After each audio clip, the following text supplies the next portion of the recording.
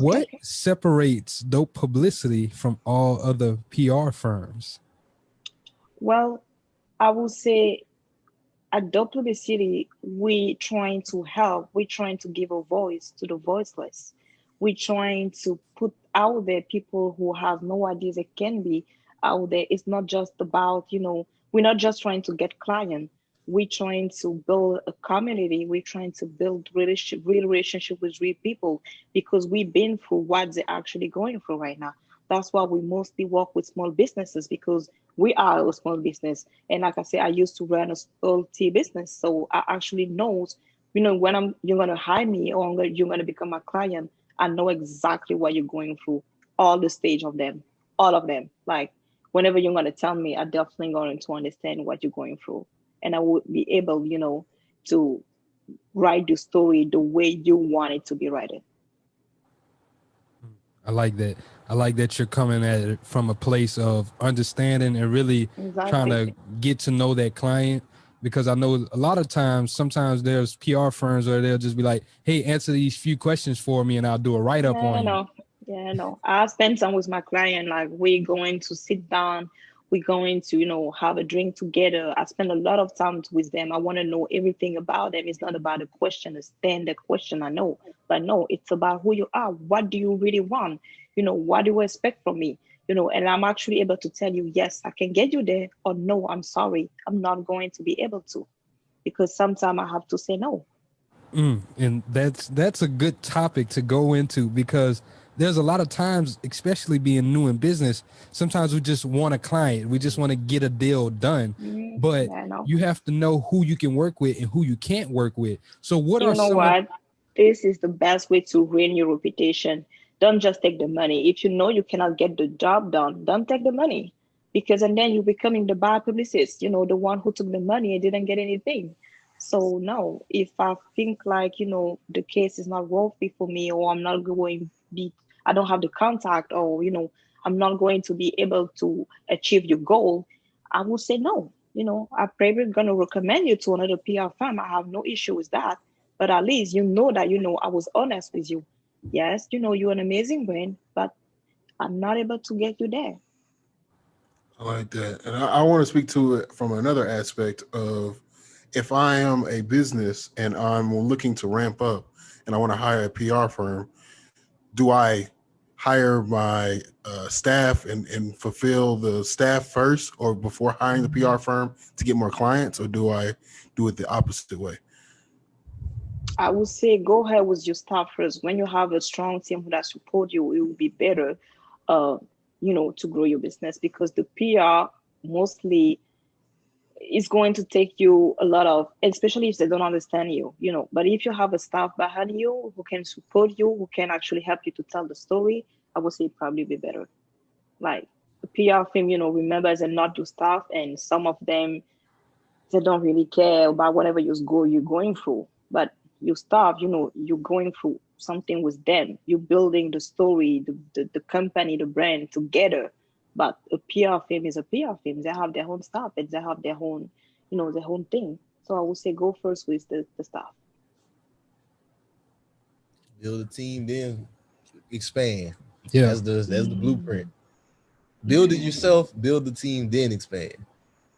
Yeah, Yes, indeed. definitely. Okay, and I have one more question Okay. for anyone who's looking just to kind of get out in front of more brands, but not really on a PR level.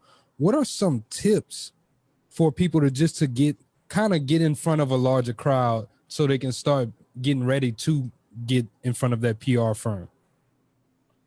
Oh, I would say use social media. Like, today is the best tool that you can use to get into anything that you want. Use social media, but use the right one. It's depend of whenever brand you're looking for. I would say Instagram, Facebook, Twitter, TikTok, nowadays, Snapchat. Use social media. That's the best tool that you can do. Is there anyone that you prefer over the other one? I personally love right now TikTok because you can demonstrate things. You can actually talk to people in a funny way, in a different way. And whenever I see on TikTok, it stay over here. The song you're gonna hear over there, the dance you're gonna hear over. anything that you're gonna see on TikTok, you're gonna stay in your brain. So right now, I used to love Instagram, but right now I really love TikTok. Are you using the Instagram Reels? How you feel about those? I haven't used that one yet, so I feel like those are just TikTok. Basically, Pretty much. Instagram taking TikTok, and Yes. it's interesting how they doing it, because it's like Yes, if that's you just TikTok. they really pushing it on people right now too, because like they trying to take TikTok over. Competition, competition is hard. You have to make it out. So yeah, but it's literally TikTok, so I don't see no difference. So yeah. Well, y'all got anything else, fellas? You got all our questions? Let me go through the list. Yeah.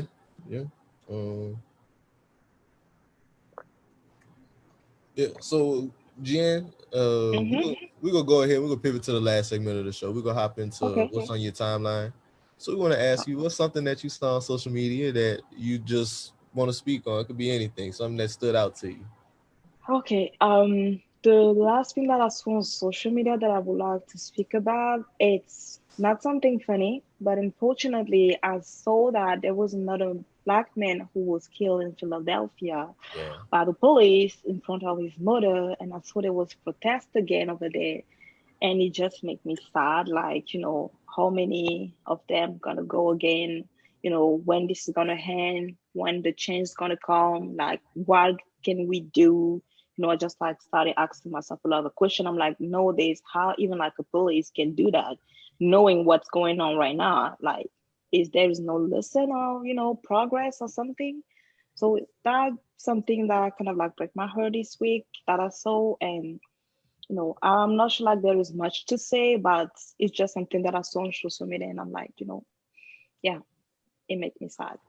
It's heartbreaking. Like you said, it's crazy. Like you think it was when is change gonna come?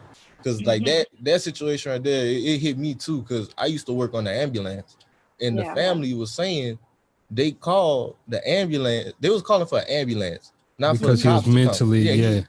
And I've dealt with people like that before. There's some people that like they have actual mental issues and they're going through things, and like they may lash out at people and act violently. And I'm not defending somebody like running around with a knife threatening to stab you or something like that, but I'm just saying the action level being taken in the way that the police come when they're supposed to fix a situation and make the shit 10 times worse. Like, when is that going to change? When are we gonna actually, as black people, get a chance to have peace whenever the police are actually around? That was my same question. And I'm not sure about if this is going to happen one day, or how hard we're going to have to fight against that again, but I guess we just have to keep like, fighting and have our whole voice, and I don't know, and protect our black men. I will say that like that. I know one thing we certainly behind is getting our people to get behind these political action committees. That's something we talked about in the last podcast with Donahue. Just like one thing that we don't take advantage of that a lot of these people do is they have people in Washington, they have lobbyists. I don't think our community we don't have a political interest. We don't have a political. Yes, it's true. Anything that we can fund to sit there in Washington and call up the policymakers and be like making sure that we're accounted for. Unfortunately, I definitely agree with that. Yeah, we definitely got to get on board with that. And whenever people are putting their necks on the line, we shouldn't criticize. Like whenever they're trying to come up with a plan, same thing. Like whenever some of these leaders they have a plan, and then a lot of times us as black people we're like, well, who appointed you? But at the same time, what are your actions that you're taking to change this? At least they came up with a solution. I can't be mad at someone for coming up with a solution. Trying to work forward. And we're just sitting here being upset about it. We need to be having solutions and figuring out ways for us to move forward. Yes, absolutely. It's true.